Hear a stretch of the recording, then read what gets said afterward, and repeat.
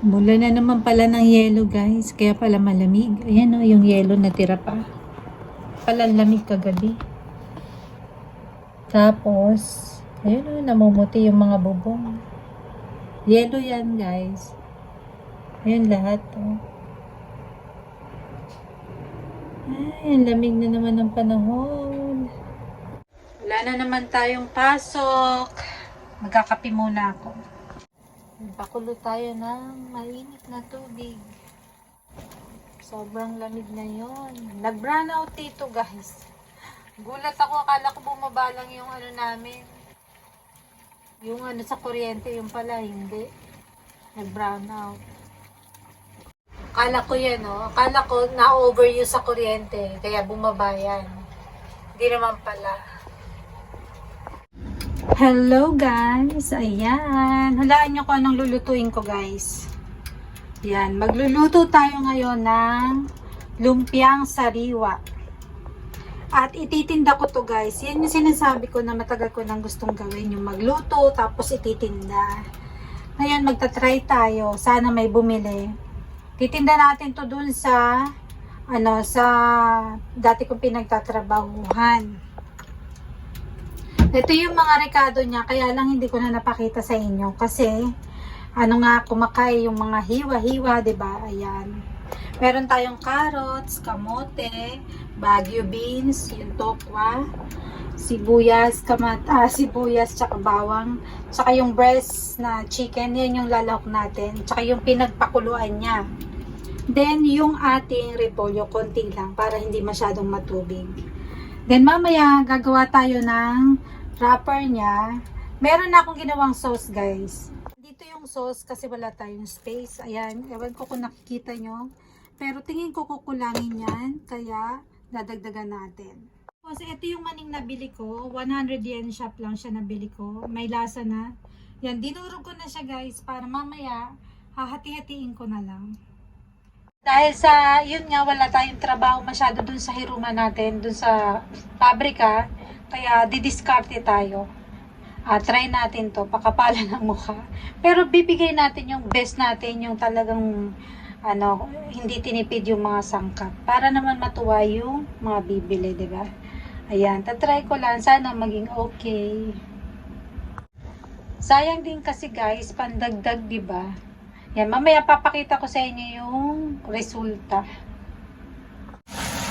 Ito na guys yung ating lumpiang sariwa, yung ipapaloob natin. Ganda ng kulay oh. Tapos ito yung chicken.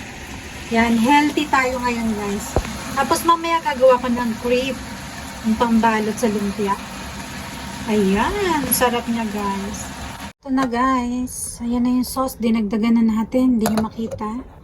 Kasi ito naman ngayon, gumagawa ako ng ating pambalot. Ito na guys yung pambalot natin. Ayan, nakagawa na tayo ng 3. Yan yung crepe natin.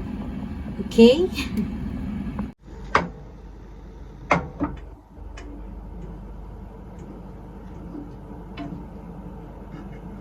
Hirap gumawa ng crepe guys. Kasi manipis.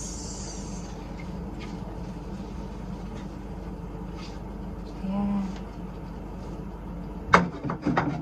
Tsagaan lang talaga. Kung gusto mo na masarap yung benta mo, magtsaga ka. Kailangan masatisfied. Ay, nako. Gawa tayo na ating oops. Ayan. Sa dalawang itlog guys, na na crepe, na pambalot ng lumpia, makakagawa ka ng, may nasamang harina. Makakagawa ka siguro dito ng mga 8 perasong pambalot. Ayan, tapos naparami yung lagay ko, pero okay lang.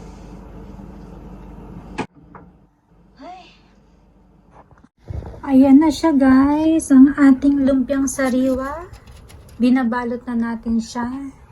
Hindi tinipid. For only 500 yen. 2 peraso na yan.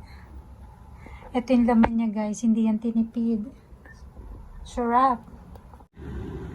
Ito na guys, ang aking finished product. Yan, lumpiang sariwa.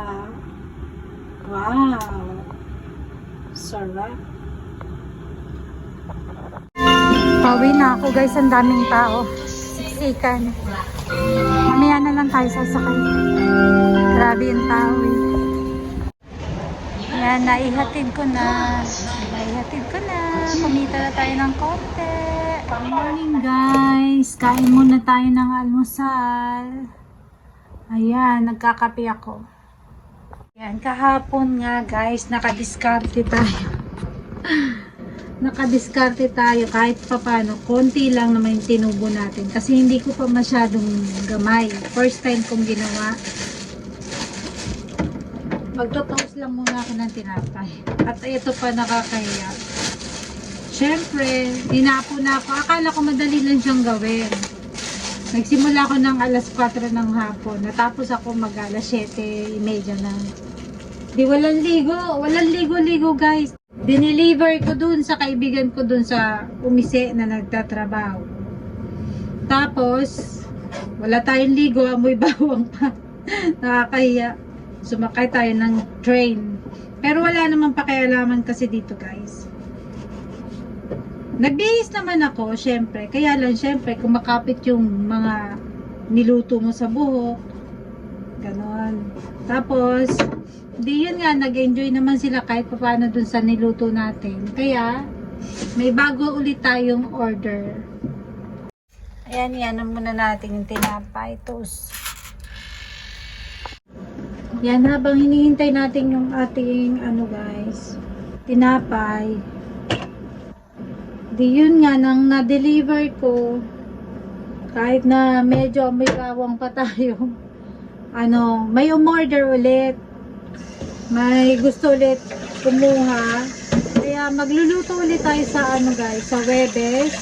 Tapos, dadagdagan natin ng konting panibagong paninda para matikman nila. Ngayon, pag nagustuhan ulit nila, gagawa ulit tayo.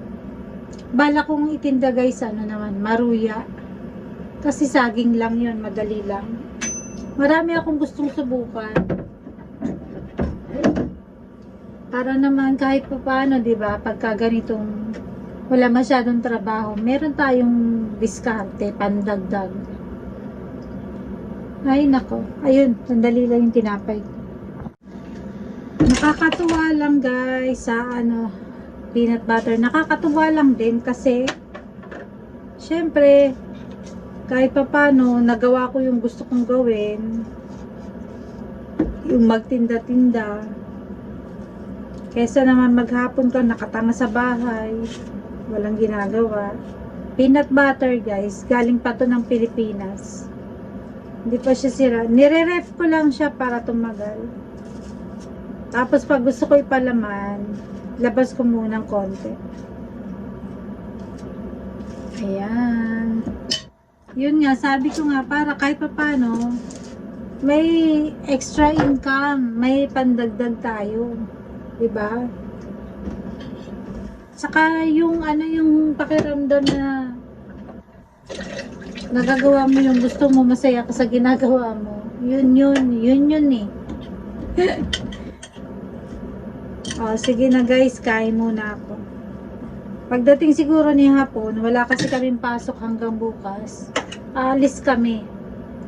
Kaya, hanggang dito na lang muna ang ating vlog para sa araw na to guys. Bye!